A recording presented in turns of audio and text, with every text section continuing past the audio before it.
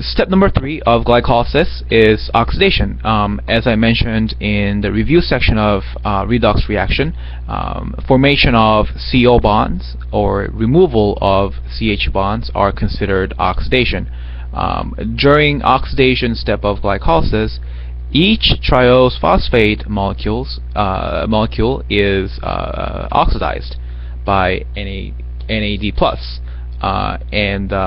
and this results in removal of hydrogen atom from each triose molecules and addition of phosphates, free phosphates into the triose molecule. So you can see here, this is triose phosphate. Okay, there are two of them,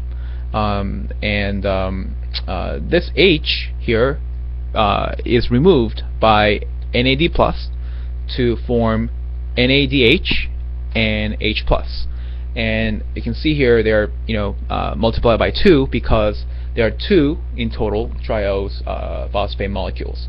And once this hydrogen is removed and this phosphate is added in this place, you have this molecule forming, which is called triose bisphosphate. So we have triose, the same molecule, with 2 phosphate group that are attached now to this 3-carbon triose bisphosphate.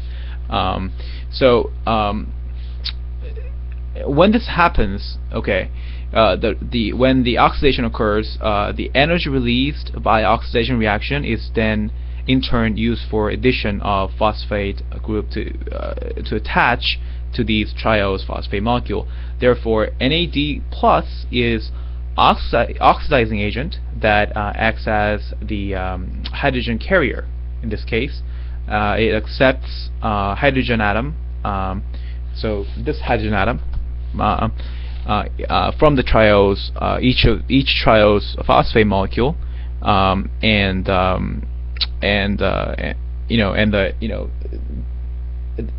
it allows the free phosphate group to attach to this triose molecule to form triose bisphosphate. So at the end of oxidation step, there are 2 molecules of triose bisphosphate molecules that each containing 2 phosphate molecules. So if you're counting here, so there are 2 phosphate in total at the end of oxidation per triose bisphosphate. So there are 4 total phosphate molecules that are attached to this triose molecule, and that's significant because you will see later on that glycolysis,